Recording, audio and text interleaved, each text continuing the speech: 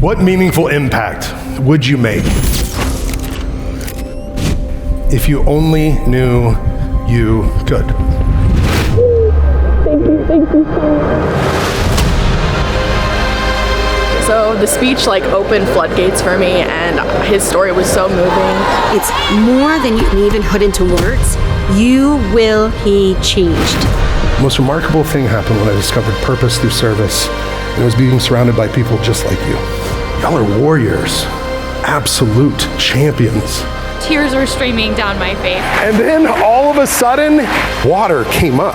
Never seen success before. It had been failure after failure after failure. To see someone like Justin, this rare soul, everything he does is channeled towards good, all of it. We sang all night. We danced all night. We didn't go back into the huts until the sun was already up. That moment was one of the most joyful, memorable moments of my entire life. He's going to share a story unlike anything you have ever heard. He is a man who has risen up from absolute rock bottom. It was merciless, relentless bullying. Can't believe you thought you were good enough. You're worthless. You should just kill yourself. I remember thinking, these fighters, they don't get bullied. No way. It's not possible. If I could become one of them, life would be different. In the main event at the Hard Rock in Las Vegas, I fought in front of 6.8 million people. I've been on the Ultimate Fighter, I've done that stuff. And when I got my hand raised, I remember thinking, is that it? Is that all? I started my professional fight career as an addict, not willing to address my biggest opponent that I've ever faced. I was a champion on the outside, but I was just absolutely broken on the inside. He said, we just took a vote. I didn't lead it, but the team wanted it. It was 34-1. You gotta go.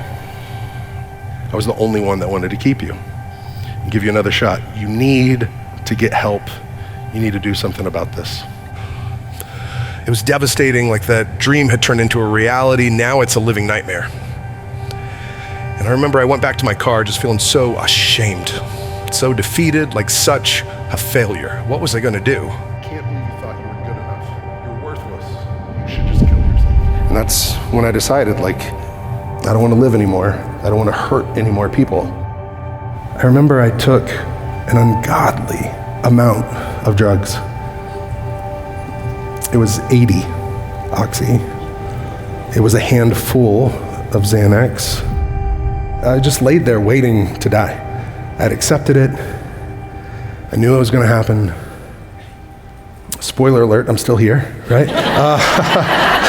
Thank goodness. But the next morning I woke up to a gasp. It's dark, and I'm on my knees, and if you could imagine yourself there, and then some strange whisper, just this whisper in your soul was, open your eyes.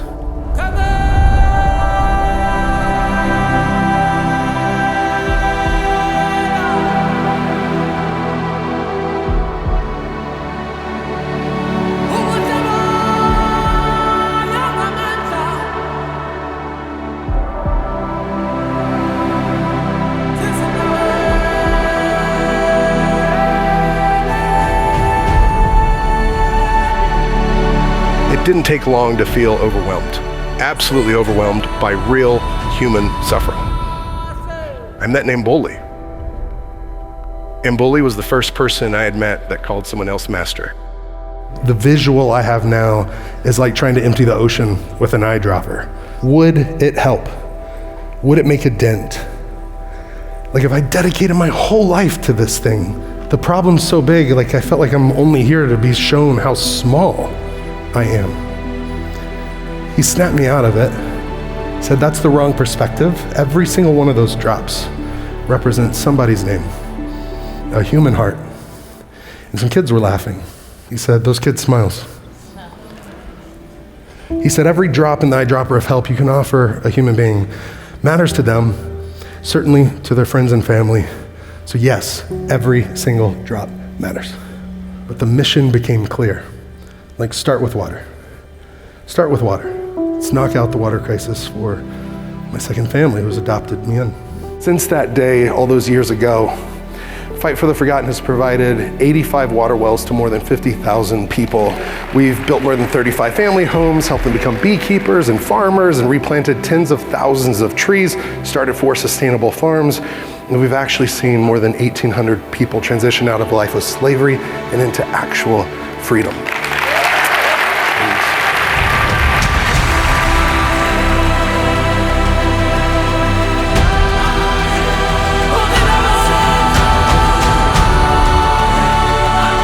He's amazing.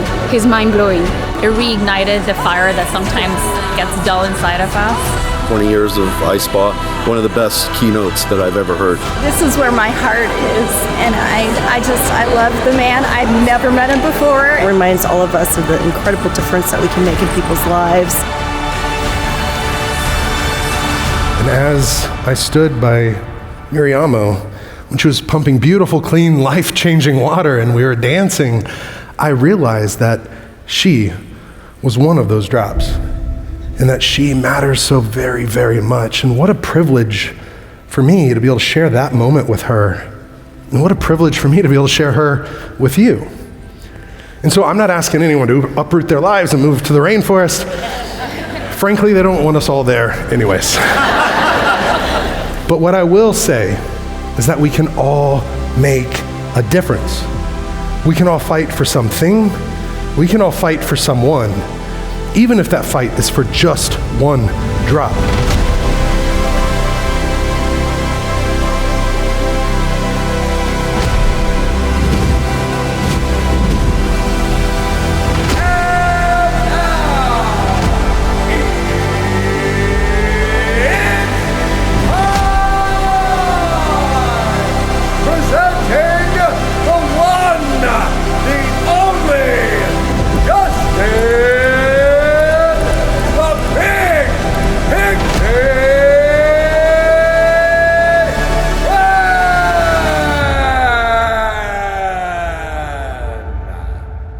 This is my dear friend, Mama Miriamo. She stands just over 4 feet tall. She weighs at most 80 pounds. And as I think you can see, she's blind. This is me at the height of my mixed martial arts career, 6'3", 255 pounds. So I think it's safe to say we're about as different as two human beings can possibly be. Yet this is the story of how this little woman changed this big man's life in a profound way. And perhaps when we're done here today, she'll have done the same for you. Thank you. Wow. Oh, thank you.